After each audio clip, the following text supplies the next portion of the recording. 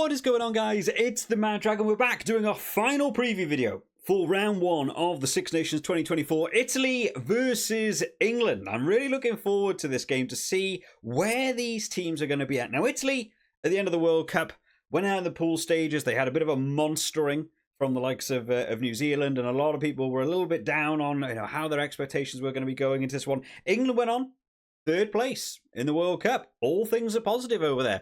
Bit of a structure rebuild for England, though, missing a couple of vital players getting on.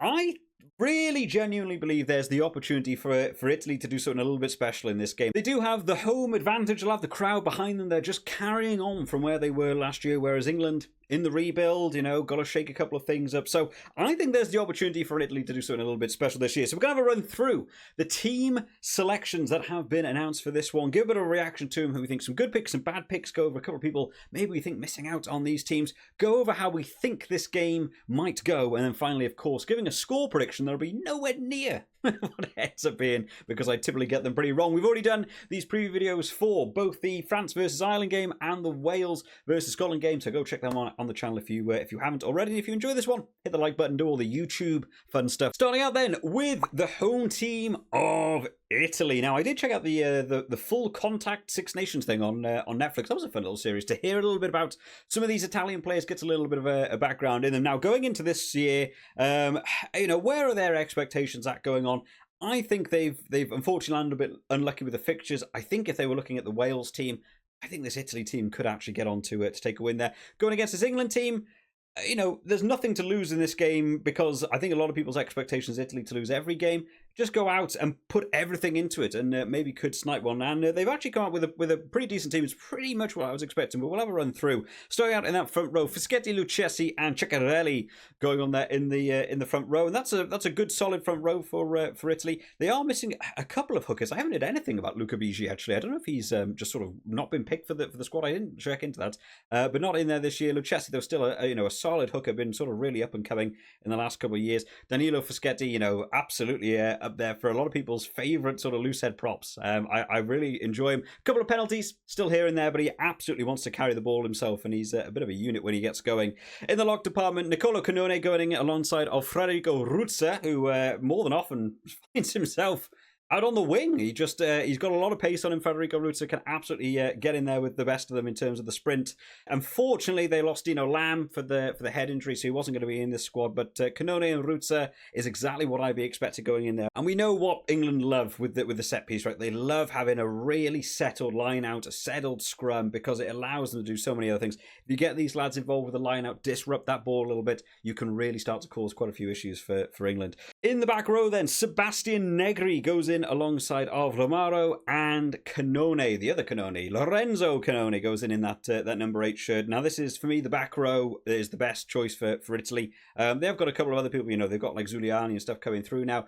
I still think this is the best back row for me in that Italian squad. Negri was actually made my team of the week a couple of times last year. I thought he was absolutely brilliant. Considering he doesn't really do the full 80, he tends to do 60 minutes. He tends to stop after that, but he just gives his all for the full time that he's on the pitch, and I think he's seriously one to watch this year. In the halfback partnership, the Garbisi brothers together. Alessandro Garbisi goes in alongside of Paolo Garbisi in the 9-10. Now, this is interesting because Alessandro Garbisi, again, he's looking to compete for that 9 shirt genuinely. Stephen Varney is on the bench. Now, Stephen Varney more experienced. I'm not sure I would have had it this way around. For me, Stephen Varney is just a ball of energy. He wants to get going constantly. And I think sometimes it comes a little bit of a detriment to this Italian team, because he is so eager to get going and just keep moving, going on the front foot, that sometimes he can actually outplay his own team. He can be so eager to go, nobody's with him, and it ends up causing more issues. Having him come on in that second half when maybe players are a bit tired and the fatigue is kicking in a bit, I feel like that actually might be made a little bit worse. I would like to see Stephen Varney have started this one while everyone is high energy for this first game, and try and get them moving with a bit of speed and really try and stop England from getting a foothold in the game, and then brought Alessandro Garbisi on a little bit later. But hey, they're going to partner up with the brothers first, and we'll see how they get on. In the centre partnership, Menoncello goes in alongside of Ignacio Brex. Now, I thought Zanon would get in here. A couple of you guys will let me know in the Italian team announcement that came out a couple of weeks back. A lot of you guys were saying Menoncello is the boy to be watching. He is the one that we're all looking forward to in that centre. So hey, I'm more than happy to be disagreed with on the channel when it comes to a team like Italy. So Menoncello getting in. I'll be keeping a special eye out for him to see how he's going to impact this team in that inside centre. Ignacio Breck's solid defensive read and will probably need to be. England are down a couple of key players this week, so I can absolutely see Breck's wanting to read that defensive line and really try and catch England behind the gain line and just cause him a bit of nuisance. I'm looking forward to see how he gets on. In the back three then, Monteiuani goes on the left wing, Andrea Capozzo on the right wing, and Tommaso Alan in the fullback shirt. Now we saw there's been a lot of switching up in this Italian team with this fly half combo of Garbisi and Alan. We've seen the 10-15, we've seen a 10 and 12. They're really trying to play this different thing. Of course, they've got a new coach this year, testing out something now. They're going for Alan at the in the fullback shirt and Garbisi starting at 10. I don't think this is a bad move. I quite like Tommaso Alan at the fullback shirt. The better move for me is Capozzo on the wing. I typically prefer him on the wing compared to at fullback because of his style of playing. He's so about having the ball in his hands and going forwards, looking for tries and doing stuff. I think sometimes that impacts his fullback playing a little bit because he can just be looking at how he's going to counter-attack. Maybe sometimes you want a clearer head of just organising your defence. Tommaso Alan's, I think got that capability. I think that's a better choice at fullback, and just let Capozzo have his own game on the wing, let him play attacking and be a bit more of a threat. So 1 through 15, this is a solid Italian team. They're coming to bring the fire. I'm looking forward to see how this Italian team gets on. I really hope this doesn't end at like a 40-0 to England and completely demolish everything I said, because I've really got a lot of confidence in this Italian team to put in a good show going on in this year. In the replacements then, we have Nico Terra as the replacement hooker, Spagnuolo and Zilocci going in there as the replacement front row. I don't think quite as solid as the starting front row for me, but we'll see how they cope in that second half, because England do enjoy a good power game. The rest of the replacement forward, Zambonin, Yakizi, and Zuliani coming in there as well, who has made some inroads in this Italian team to really try and compete in the back row. So the 6-2 for Italy. Is this the right move? It's kind of a tough call. I understand a couple of ways they're thinking about this. Maybe they're considering the 6-2 gives them a bit more longevity because of how much England like to back their own forwards and play that power game. This actually allows you to mitigate that out a bit with England. I think if Italy want to win this game, I don't think they can be relying on just going through the forwards and doing the power thing. I think you need the backs. Monteiuani, Capozzo, these lads score tries. Get it out wide. I might have liked to have seen them back the backs, for a weirder turn of phrase, to see if they could get over for tries and actually put quite a few points on the board. I really hope with it being a 6-2 they don't get tied up in just staying with the forwards and actually look to those wingers who we know can get over the try line. And then finally in the replacement back, Stephen Varney, we've already talked about, and Lorenzo Pani, who might feel, maybe feel like he could be getting into the team. I'm glad to see Monteiuani is fit, because a couple of people let me know about he actually picked up a bit of a knock and maybe he would be missing this first game. So Pani might have got a look in there. But I think he's actually had a couple of good games when I've seen him at international. So looking forward to see how this team gets on. I think this is a good Italian team. I don't think it's one to be underestimated by England. Speaking of who then, let's take a look at the team who haven't got the greatest graphic in the world. Bit of a shame. I've been actually using a lot of the Guinness ones because I think they're actually a little bit better. This is the actual England one. A little bit blurry, a little bit awkward. But hey, we're going to go through it. A little bit of the player names all over the place. So starting out in the front row, Joe Marler, Jamie George and Will Stewart. There was a lot of talk around who would be starting in that loose head prop with Joe Marler or Ellis Genge. I think Ellis Genge has been falling off for a lot of people recently by what I've been reading in the comment section and stuff. So Joe Marler's actually got the nod for this one. And it's definitely a strong front row to be getting involved with those scrums. In the lock department, Maro Itoje and Ollie Chesham. Pretty much what I was going to be expecting going in. Again, both those lads got some experience. Just want to be winning those lineouts. You've got to get that platform right for this England team to function really well. So, solid heads. Don't want to give too much away in this first game versus Italy. Don't underestimate them. Put on some big units like Maro Itoje to get in there. I think is the right move. In the back row, Ethan Roots goes in alongside Sam Underhill and Ben Earl at 8. Now, this is interesting because I did think maybe they would be looking at Underhill playing 6, Earl at 7, and maybe Donbrandt in the 8 shirt. They haven't gone down that route. Ben Earl, for a lot of people, seen as the open side flanker. I think he played well at 8 across the World Cup, so I don't think that's a bad move. I'm looking forward to how Ethan Roots gets on. Not someone I know a great deal about, but Sam Underhill is an absolute nightmare when it comes to the breakdown and the jackal penalties. In the halfback partnership, George Ford alongside Alex Mitchell. Oh boy, now this was the game I thought Marcus Smith was going to have a field day with really getting involved. Unfortunately, has picked up an injury in training. We have no Marcus Smith for this England team. George Ford going on as a more settled head.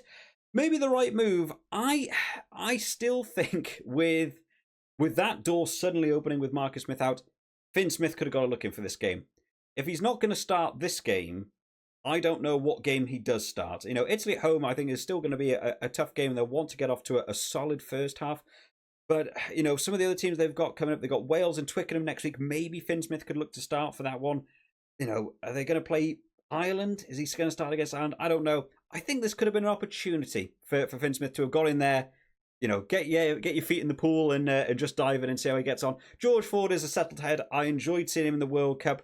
Against that Argentina team, he just ran the show. This is a good player to have in that fly half shirt. I'm thinking more about the team as a whole for England. I might have liked to have seen Finn Smith start this one. In the centre partnership, Fraser Dingwall goes in alongside of Henry Slade, who, you know, I'm glad to be seeing back in this team as a 13, because I do rate Henry Slade, and he got a little bit dropped off with the Eddie Jones England team towards the end, didn't he? In terms of the centre partnership, I think the centre partnership could be an interesting battle. Dingwall and Mancello going up against each other is going to be very much an on-the-day thing for me to see who's going to be winning that battle. Henry Slade and Brex, very opposite styles of 13. You know, Henry Slade, sort of in a way that like Farrell likes to play, you know, he's playing like a 10, he's distributing, he's looking for the kicks and stuff. Brex is ball in hand, he's defensive, he wants to get big shots in and do the tackle and stuff. Very, very different things, very hard to gauge where they're going to be at with each other, so I'm looking forward to see that competition. And then in the back three, Elliot Daly, Tommy Freeman, and Freddie Stewart in that fullback shirt, who might have a bit of a busy day. Italy do like their kicking game backwards, so I'm sure we'll probably be seeing a lot of Freddie Stewart in that backfield. Quickly then, in terms of the replacements, Theo Dan, Ellis Genge, Dan Cole, poor old Theo Dan. I doubt it's going to have a great deal of game time with Jamie George taking over the captaincy, but hopefully we get to see him at some point. Alongside them, Alex Coles and Cunningham South going to be coming on as the replacement forwards. Danny Kerr, Finn Smith, and Faye Waboso, a real live cracker to be keeping an eye out for in this Six Nations. So England have gone for the 5-3, Italy have gone for the 6-2. With it being that, I think Italy may once again think forwards is the way to go and stick the ball in with the forwards, go for the scrums, go for the mauls, and try and do the power game. I actually really like the Italian back setup. I think they'll be much more settled and cohesive working together than the England backs. I think, unfortunately, this concept of going for the 6-2 might actually take a little bit away from what those Italian backs may be able to achieve. A little bit of a shame, I think, to not have some more of these lads starting. They've gone for a smattering of very experienced and some newer lads coming in, but again, I think I might have looked for Finn Smith for England. Faye Waboso as well. I mean, they've gone for Tommy Freeman, who's, you know, another sort of buzz of excitement. Elliot Daly just have a bit more of a settled head on that left wing. But going up against Capwotso, I think Elliot Daly's a pretty solid defender, to be fair. But Capwotso's just got the speed, and I think he'd be quicker than Elliot Daly in my head. So Faye Waboso is pretty rapid. I think maybe that could have been an interesting partnership to have seen how those two would have got on with, you know, sort of speed. And I think Faye Waboso's bigger, and I think he'd be able to maybe overpower Capwotso on that wing a little bit. Maybe again I would have lent down to there, but Elliot Daly maybe long range kicks, so they're going to go for the kicks. But I hope England have a bit of a shift up and we get to see a newer team attacking, try scoring. Let's not stick too much with just going for the kicks all the time. That's what I want to be seeing from England. But what do we think in terms of a score prediction for this game? I think this one's going to be tighter. I think a lot of people will be picking England by 15, England by 20 stuff. I think this game will be close. I actually think the first half could be really close. I'm slightly leaning towards England in that second half, and I think they'll be able to nudge this game out. I think they've got enough experienced heads in there. Keep an eye on this Italy team. I think you give them a chance. They're taking tries this game. I'm going to say England to win this game. I'm going to say by 7. I'm going to go a little bit less than a lot of people might be thinking for this one.